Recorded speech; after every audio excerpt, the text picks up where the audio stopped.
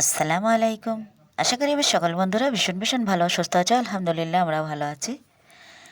Hello guys, welcome back to our channel. প্রতিদিনের মতন নতুন একটা ভিডিওতে তোমাদের স্বাগত জানাই। আমার নাম সিরাজ বলাকে সবাইকে ওয়েলকাম জানিয়ে আজকে ছোট্ট একটা ভিডিও নিয়ে তোমাদের সামনে চলে এলাম। তাহলে চলো বন্ধুরা, দেখতে থাকো। আজকে বড় ছেলে বাড়ি আছে, এই জন্য ব্রেড, বাটার, কলা, ডিম সিদ্ধ সব কিছু নিয়ে খেতে বসেছে সকালের টিফিন বা নাস্তা। ব্রেডগুলো একটু ছেঁকে বাটার লাগিয়ে নিয়েছে, একা একাই নিয়েছে। আর ডিম সিদ্ধ, পাকা কলা, ওর এগুলো পছন্দের খাবার। মাঝে মাঝে খায়, আবার মাঝে মাঝেই খায় না। আর প্রতিদিন বাড়িতে তো হাতেবেলা রুটি পরোটা সকালে এটা খেয়েই কাজে বেরিয়ে যায়।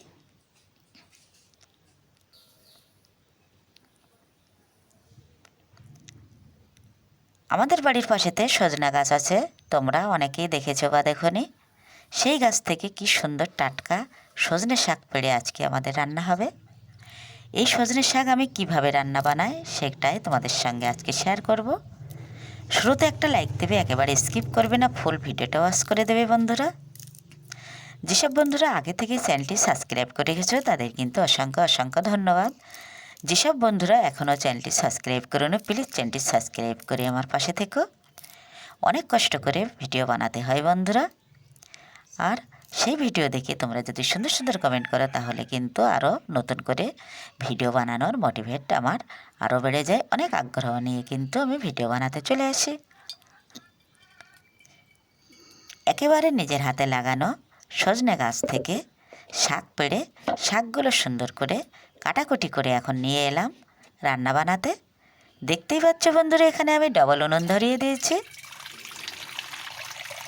মাটির উনুনে যে কোনো সবজি, মাছ, মাংস রান্না করলে স্বাদটা তো একটু বেশিই হয়। আমরা যারা গ্রামে থাকি তারা তো প্রতিদিনই আমাদের রান্নাবান্না কিন্তু মাটির উনুনে কাঠের জালে হয়। এক সাইডে ভাত চাপিয়ে দিয়েছি আর এক সাইডে কিন্তু কড়াই বসিয়ে দিয়েছি। কড়াইতে পরিমাণ মতো যেমনটা লাগবে ততটাই পানি দিয়েছি, আর দিয়েছি সাথে কিছুটা কুচিয়ে রাখা আলু, আর দিয়ে দিচ্ছি এখন লঙ্কা। লাল লাল লঙ্কা আর আলু দিয়ে আমি পানিটা একটু ফুটিয়ে নেব। দিয়ে দিচ্ছি অল্প কিছুটা পেঁয়াজ কুচি। এই রান্নাটার যে এত এত স্বাদ হয় বন্ধুরা, সে আর তোমাদের সাথে বলবো কি। আমরা গ্রামে যারা থাকি যখন তখন কিন্তু যে কোনো শাক পাতা পেড়ে আমরা কিন্তু রান্না করে খেতে পারি, আর শহরে কিন্তু এটা মোটেই হয় না। আর 1-2 দিন আমরা 4 দিনও বাজার না গিয়েও কিন্তু গ্রামে যারা থাকি তারা সংসারটা ঠিক চালিয়ে নিতে পারি।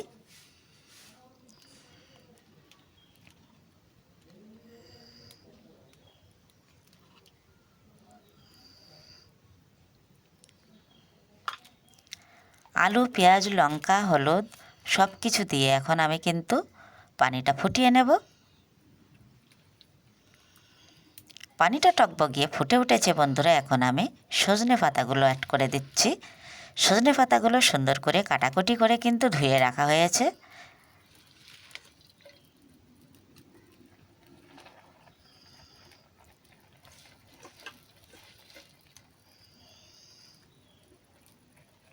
সজনে পাতার গুণাগুণ সম্পর্কে আমরা কিন্তু একটু হলেও কিছুটা জানি।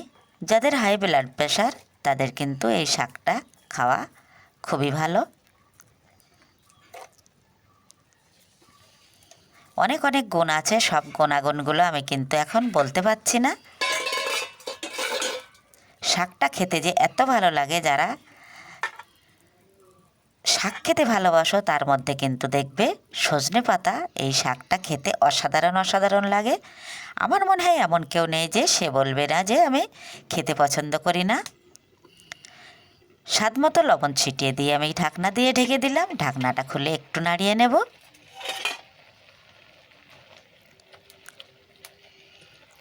এই সজনা পাতার ভেতরে কিন্তু একটা ম্যাজিক মশলা দেওয়া হয় বন্ধুরা, তা নয়তো একেবারেই খাওয়া যাবে না। সেই ম্যাজিক মশলাটা কি সেটাই তোমাদের সঙ্গে আমি এখন বলে দেব। গ্রামে যারা আমরা থাকি তারা কিন্তু সবাই জানি এটা হলো খাবার সোঁটা, যেটা দিলে শাক একেবারেই নেতিয়ে সিদ্ধ হয়ে একেবারে গলগলে হয়ে যাবে। বেশ ভালো করে এখন আমি একটু নাড়িয়ে নেব।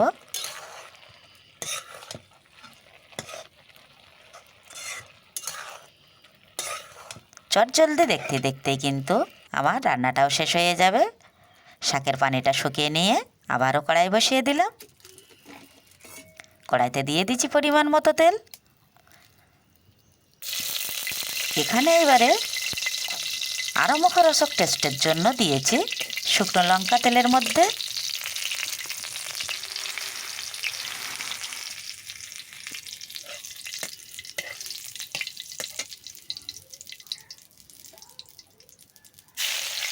দিয়ে দিচ্ছি রসুন কুচি। রসুন আর শুকনো লঙ্কাটা না দিলেই কিন্তু শাকটা একেবারেই মজা হবে না।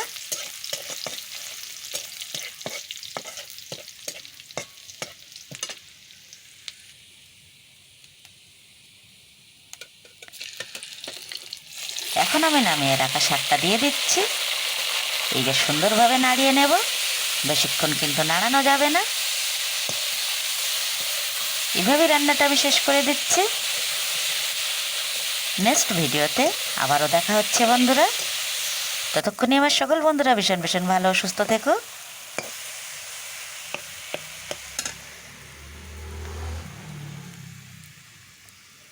সকলের জন্য অনেক দোয়া ভালোবাসা রইল।